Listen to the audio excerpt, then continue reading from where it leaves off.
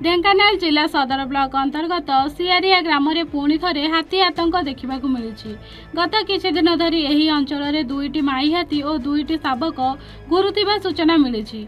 एहार परिणाम ग्रामवासी माने भयभीत अवस्था रहउछंती। आज सकाळ समय सियारिया ग्रामर विद्याधर बेहेरा बयस 40 वर्ष साधारण काम बाहर को जाइथिबा बेले हठात हाथी दल सामना को पड़िथिले। अपेक्षा करबाकू समय न मिलिबारु हाथी तांको आक्रमण करिथिला ओ दली देइथिला। सेही भयंकर दृश्य देखि निकटरे थिबा लोकमाने भयरे दौड़िथिले। किंतु आश्चर्य जे हाथी दली देवा परे मध्य विद्याधर जीवंत रहिथिले ओ किछि समय परे उठिथिले।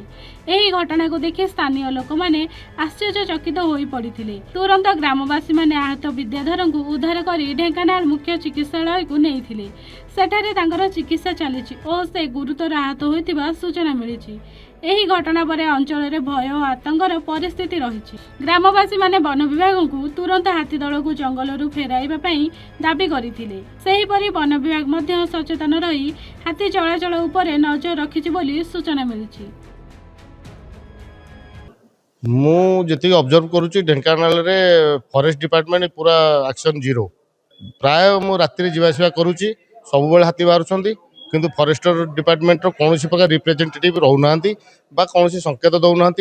खुंटुक आज जो भाई गोटे सेकेंड लाइफ पाई विद्याधर बेहरा केमती बंचीगला से गोटे बड़ भाग्यर कथा आम पाइंका आम गाँ पाइंका और सियारिया ग्राम पंचायत सियारिया ग्राम पाइंका सी बंची जाइए किंतु ता इंजोर्ड होती सांघातिक इंजोर्ड होती तार फ्रैक्चर अच्छी गोटे गोड़ किंतु हाथीर पड़ी मुंडे मु रिक्वेस्ट कले सीटी स्कान करातु मुंडटा को डॉक्टर एपर्यंत सीटी स्कान लिखी ना हाथटा फ्रैक्चर होती डेणाठू सेटा भी है मु रिक्वेस्ट करी डीएफओ को सी तुरंत एक्शन नियंतु एवं तांको टीम को बसई पेमेंट जाइदेलु झील को ट्यूशन छाड़िया गोविंदपुर को एक लोक देखिलु हवा होकर आइला बसिकी हाथी तडिला जे गाड़ी फाड़ी पकईकी मुझे दौड़ के जापारे मत कुदी पकेला।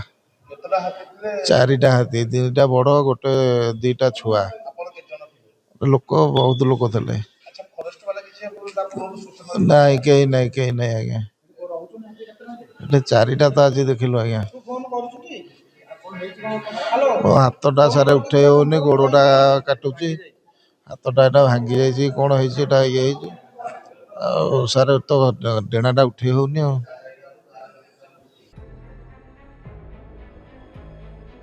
ढेंकानाल स्वतंत्र प्रतिनिधि अक्षय कुमार नंदक रिपोर्ट A1 ओडिशा।